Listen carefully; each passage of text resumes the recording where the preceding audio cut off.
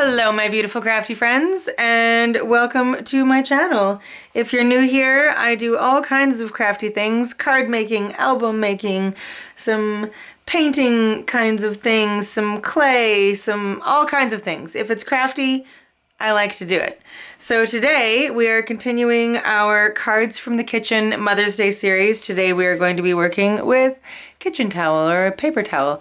I've got two different rolls here, each with a different design. So let's get into it. I'm going to take two pieces like that and I'm going to fold them a few times.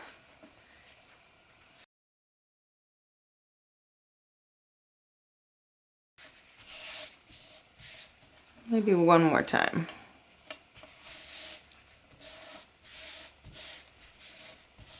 Okay, and then I'm going to use this XOXO die. So the shadow and the actual die, I guess that's, yeah, shadow and die. So I'm going to die cut these out of the paper towel, just like that. And as they die cut, the paper towel compresses. So I'm going to die cut both of these out a few times and then I'll be right back. So I just wanted to show you how it looks when it comes out of the die cut, and it really does a great job, and everything is very, very compressed. So the pieces just pop out like butter. So easy. I did run it through twice each time. Here's the shadow.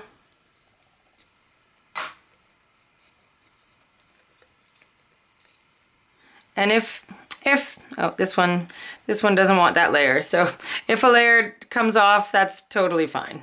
You probably don't want to use a super intricate die cut for this though.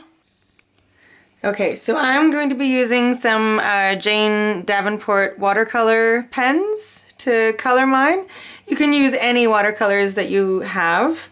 So I'm going to do the background, oops. That's not exactly the color I was looking for. I want something more yellow. Yeah, that's what I'm looking for. I might have to cut this one out again. We'll see. So adding the water, the water and the watercolor, it has like a really cool effect on the paper towel because obviously the paper towel is super absorbent. So it makes it look almost like fabric.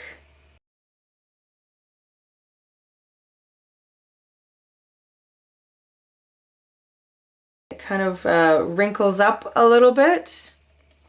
Let's see if I can show you. And so I'm coloring the inside of the XOXO in various shades of kind of blues and greens. I think they'll work really well with the yellow, and I'm kind of deliberately kind of going into the second letter just to kind of blend them and try and get almost an ombre kind of looking vibe. Okay. So I'm going to let those completely dry, and then I'm going to adhere them together. So the blues on the yellows, and then we'll put them on a card base.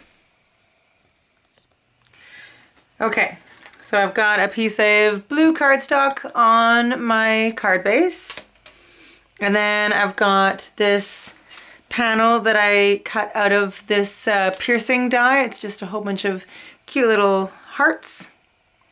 All right, so now I'm going to put just a little bit of wet adhesive on my work surface. Sorry, it's just out of frame. I've got a little sponge dauber, and I'm just going to sponge daub the glue over my pierced card panel here. And this just makes it so no glue kind of seeps through the openings on the card panel. We don't want glue coming up through all those hearts and such. Okay, so I'm gonna adhere that down and put something heavy on it for a couple minutes.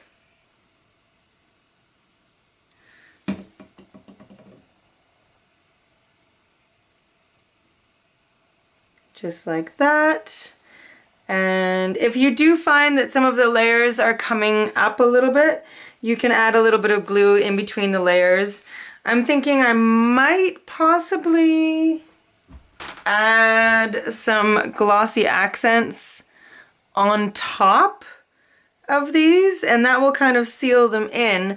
I just don't really want to lose the look of the fabric, so I haven't decided if I'm going to do that or not. So I'm going to let these like dry a little bit more, and then I will see if I decide to do that or not. But I think it looks really cool. I love it.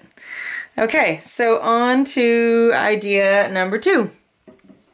All right, so I'm taking a card panel. I'm going to stick with the same color palette.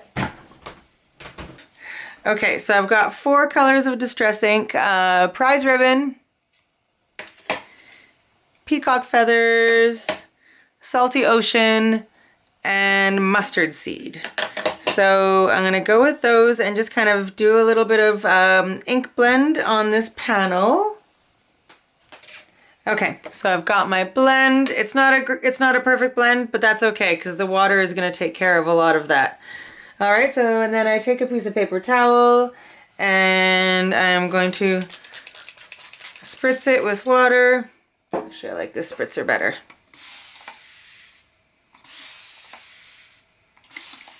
So you want it to be wet, but not dripping wet. Now let's see. Yeah, I think that should be good. Okay, and then I'm just going to put this over top of my card panel.